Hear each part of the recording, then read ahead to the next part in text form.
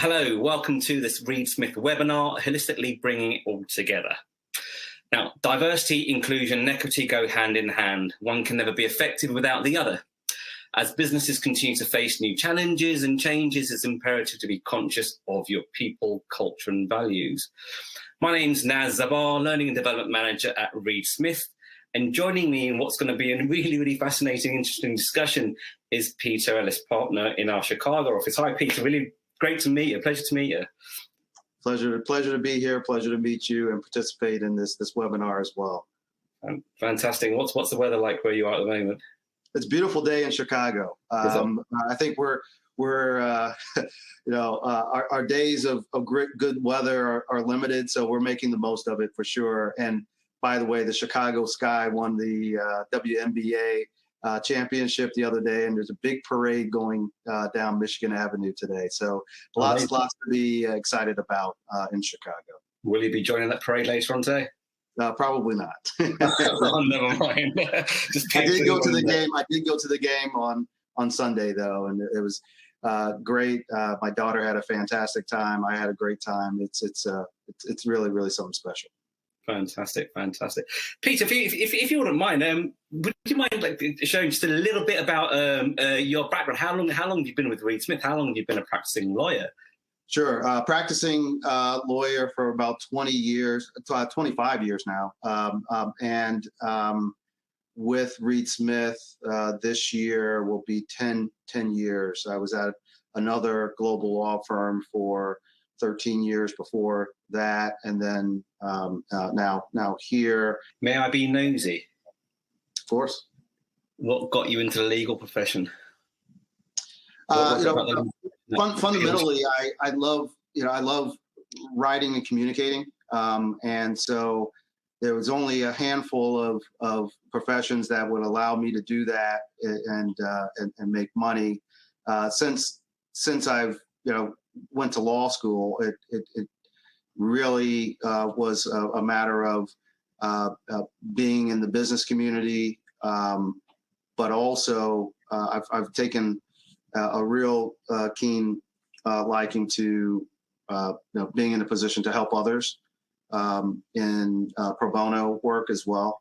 So I've always kept a robust pro bono practice in addition to my billable work, and more than that, also it's given me a platform to have discussions like we're having today, where for whatever reason people do listen to what we think and say as lawyers, and that kind of platform is important. My mother would always say and remind me that to whom much is given, much is required. And so this is just a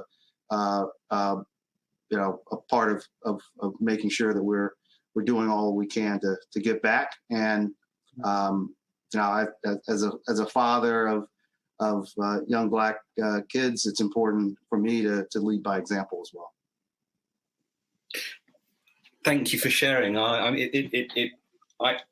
Just by way of introduction, I am relatively new to the legal sector. My background as a learning development professional, my experiences across different industries, from retail through to transport through to financial services, real estate recently, and now in the legal sector. And it fascinates me to understand the profession, what excites people about being lawyers, and most recently, and hence our conversation today, what it feels like to be a lawyer, a Black lawyer, an ethnically diverse lawyer, and understanding what challenges we may face as a result of our unique ethnic heritage. And it fascinates me, again, by way of introduction, I'm British Bengali, and growing up in London, born in the 1970s, grew up in the 1980s and 90s. Yeah, it was of course absolutely hard going, and I grew up in an era where my mum and dad encouraged me to blend in and not stand out, and when I eventually have kids, I will be encouraging them not to do what my mum and dad told me to do, and absolutely stand out. So no, this entire conversation, debate is very, very close to my heart, as I know it is to yours. And so, well, look, for the audience, this session is all about you hearing how leading lawyers are continually breaking down the barriers for those coming in behind them, as well as creating empowering, inclusive spaces for Black lawyers to thrive. So, Peter, we've got a couple of questions for us to really kind of chew over and share our thoughts and opinions. But the first question, I guess, really, the theme for this particular conference that the Black Young Professionals are hosting this year, the theme is collaboration is key, right? From your perspective, what does this mean, collaboration is key? What does it mean to Reed Smith? What's your take on this year's theme? Yeah, I mean, I think it's a great theme, and it's a really good question. As I think for us here at Reed Smith, and as someone that was a lateral to the firm, collaboration initially was a buzzword. It was, it was just one of those things that all the firms say, oh, we collaborate and we get things done together and all those things. But after I got here to the firm, and again, I grew up at another law firm, and I have a question for you coming up too, by the way, on this issue. But I grew up at another law firm, loved that law firm, had a great experience and so on and so forth. But I got here and it was different. It was different with respect to having people run to you and with open hands saying, hey, how do I help? How do I help you get to where you want to be? So and tying their ultimate success to my success, and not for whatever reason pushing me down in order to push themselves up. I felt that. I mean, I fundamentally felt that. I literally thought I had a sign on my back saying "kick me" because I said this can't be this good. And the reality is that never faded. There was a sense of many hands coming together and making a lighter load, as they say. That was real, and I had never experienced that. So that was with respect to the practice itself, and so I got a lot done when I arrived here at Reed Smith, but it also seeped into some of the other things that meant and mean a lot to me.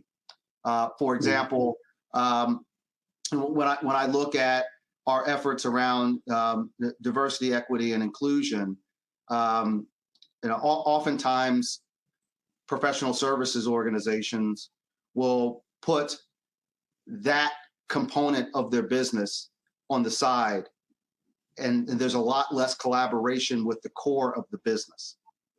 And what it means in this context is at Reed Smith, and I especially have seen this over the last 20 or so months when we've been, in lockdown and separated a bit. You kind of put a heat lamp on the things that you see and the things that matter to you.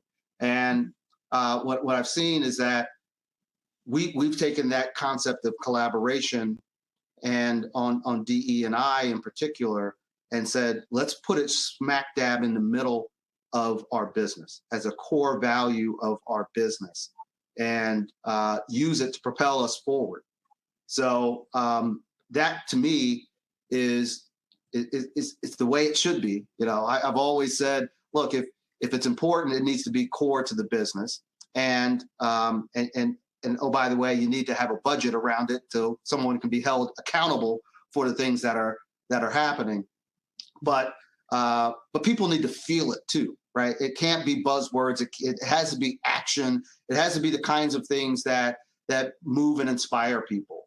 So my question to you, Naz, is okay, with all those things, you're new to the legal industry. Have you seen a difference between what collaboration means in the legal industry as opposed to retail and transport and all some of the other areas that you've seen, how it gets, again, it's easy buzzword, but how it gets used and deployed, do you see a difference? Fantastic. Thanks for playing the question back to me, Peter. There are differences across sector for sure. I think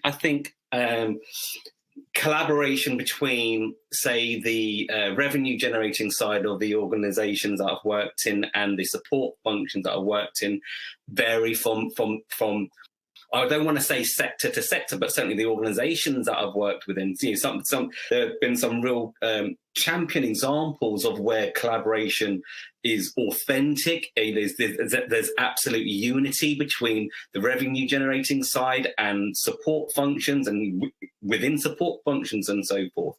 But you're right to identify that sometimes you join an organization, you join a firm, and you see these buzzwords, you see values on the internet page and things like that, and you wonder how authentic they are. Is it just a poster to allow people to come in and that type of thing? But when you're here, collaboration, communication isn't what has been sold.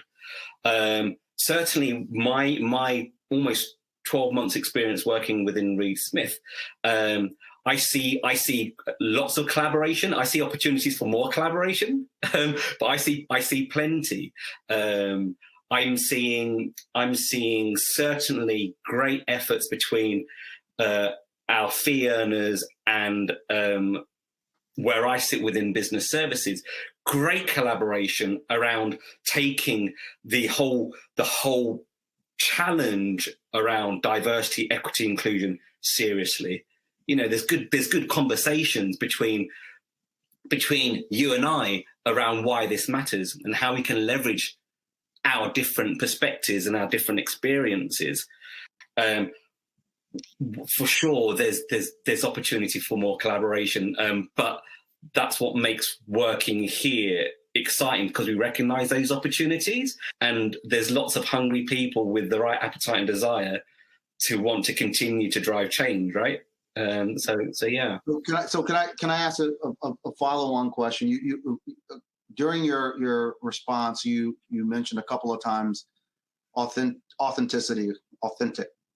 That to me is key to moving the needle on core value types of issues, right? And you kind of know, you know when it's there, you know what it means to be authentic, but what does it mean to be authentic? What are the attributes of authenticity, especially around DE&I, for example? Yeah. So I think an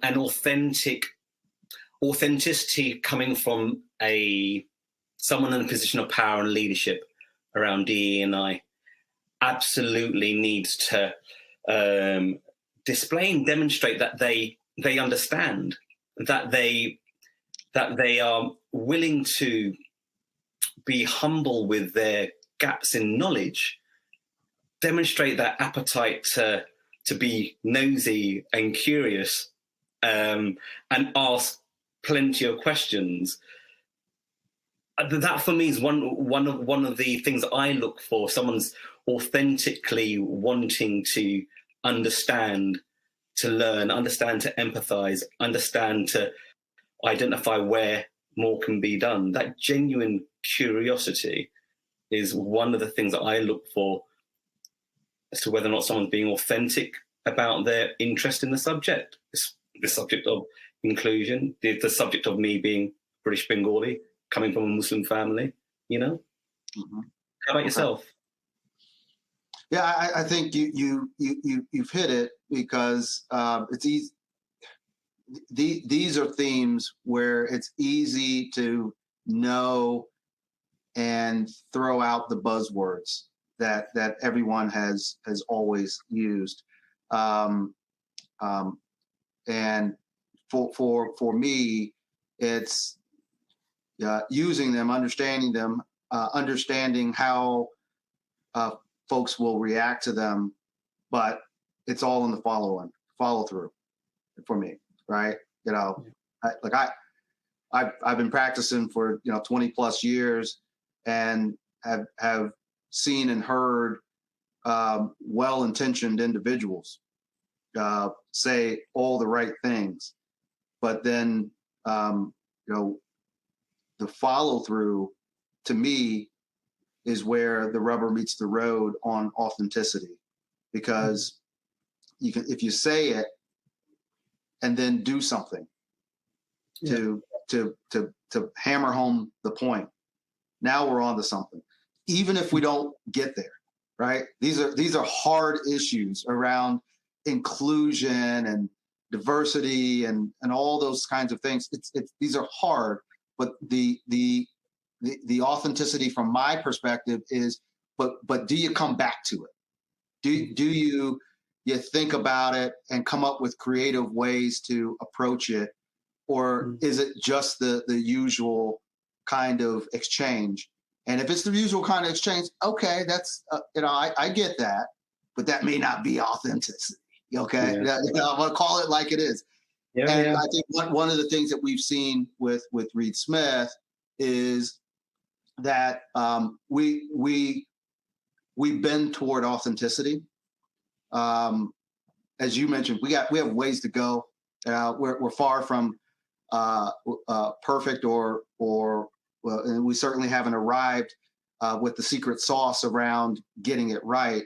But we bend toward authenticity, and that's really, really important to me.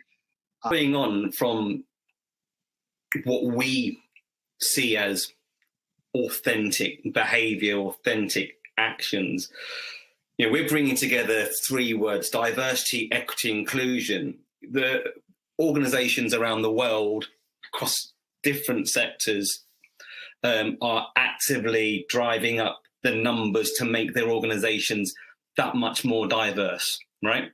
But as you say, the rubber to the road, I love that analogy you just gave there. The rubber to the road is around making me feel included. Now that you've got me in through the door, right? You've offered me the position, I'm here. I want to thrive. I want to be an absolute champion at what I do, right? And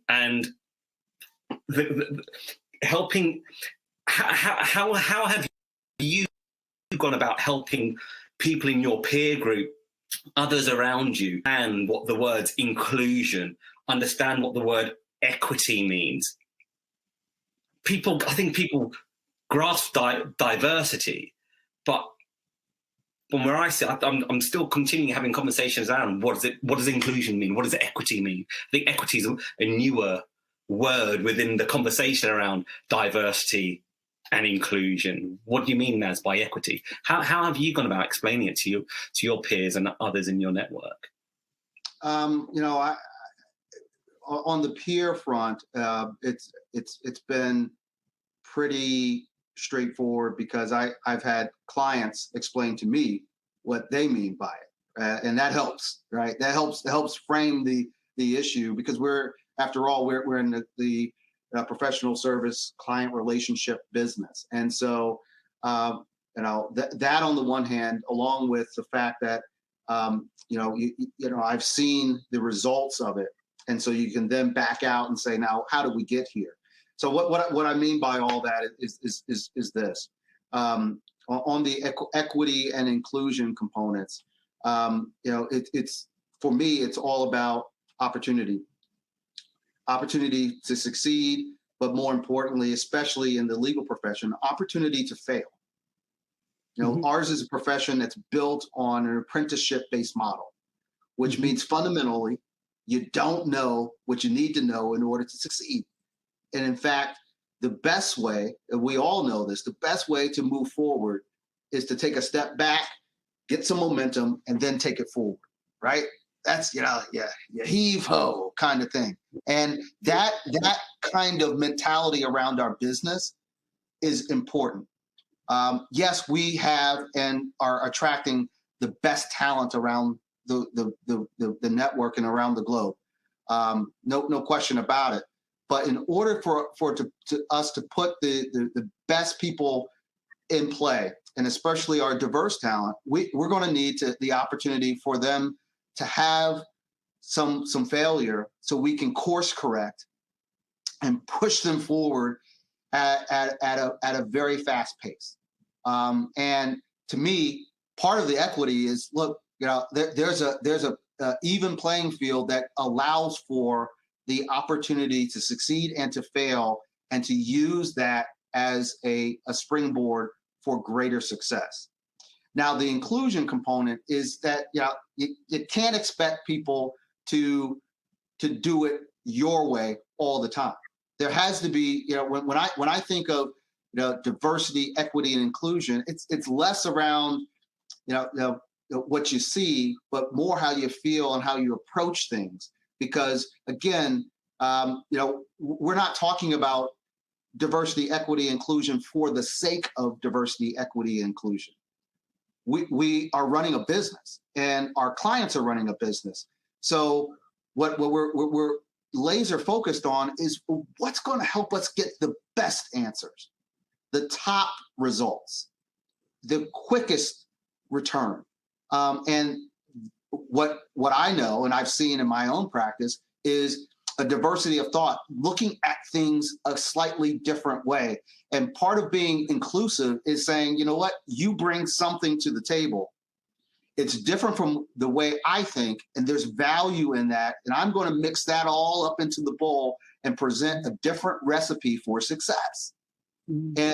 And that to me is a way of thinking about it and approaching the D, E, and I components that really build and stack on one another for greater advancement. So, Peter, final question. From your point of view, we've got two audiences really watching this webinar. We've got our kind of professional leaders, and we've got young, aspiring Black professionals watching this, and hopefully being inspired by this. What's your takeaway message to these two populations? Which would you like to start with first, our professional leaders or our young Black aspiring professionals? I'll go in between, because I think the message is very similar. I think we have to. It's a brave new world where we have, as you mentioned, need to find ways to stay connected. As we are finding ways to be connected, I think our leaders need to bring their full selves, not forgetting how they got to where they are as leaders, and that authenticity that we talked about earlier. That's what people are looking for, not the whiz bang of the catchphrase or whatever, but the follow through that shows that you mean what you say. Mm. On the flip side of that, I would say to the aspiring, young professional, especially young Black professional or person of color, it's the same thing. Bring your full self to the party. That's what leaders are looking for. We're not looking for robots. We're not looking for what we have. We want the next generation of leaders. And for the most part, the masses don't bring leadership. Leadership sticks out. You can point to leaders, right? Yep. So why would you blend in? Yeah. Right? Be your authentic self. Bring the whole thing to the party, and be open to failure to lead to future success. It's part of the journey. I guess the final thing is, live in the moment. Certainly plan for the future, and be as as structured as you need to be in order to feel comfortable. But ultimately, for our leaders and those who are coming up, life and this journey is very precious, and it can be a grind, and there's no doubt about it, but can be an amazingly fun time as well.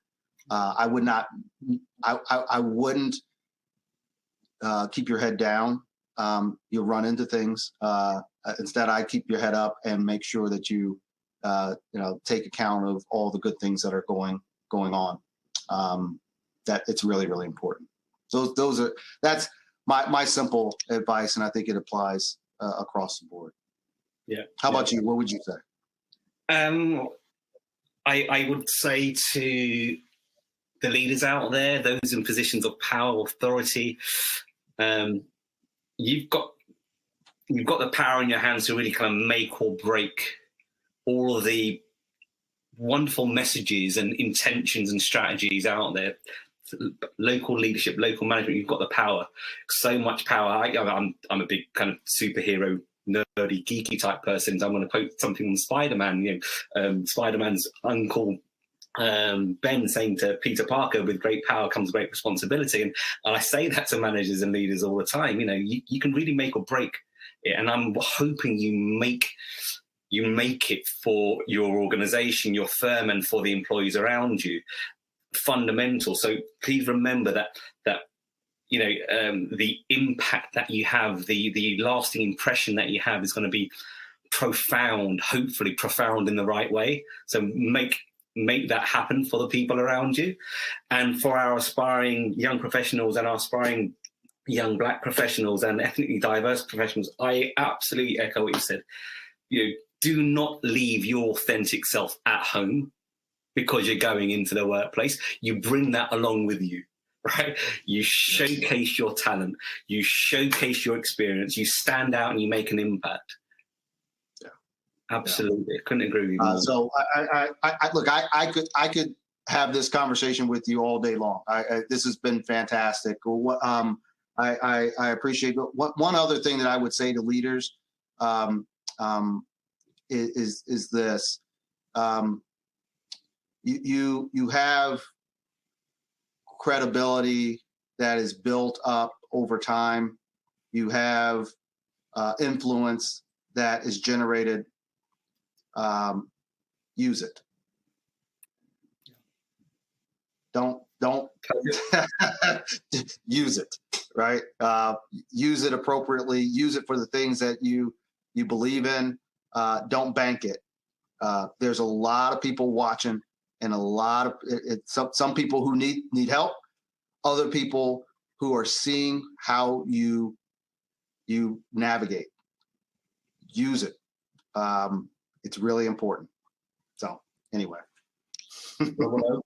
A perfect way to end this conversation. And I absolutely look forward to having a conversation with you on this matter and about how we can continue to champion this, how we can continue to challenge Reed Smith, how we can continue to progress all of the great work that has already started way back and especially where we are now. So Peter, an absolute pleasure speaking with you and meeting. And I guess just a message to the audience watching this, this conversation is going to go on and on and on, sometimes for the wrong reasons where, society really lets itself down and shows its not so nice side of its personality.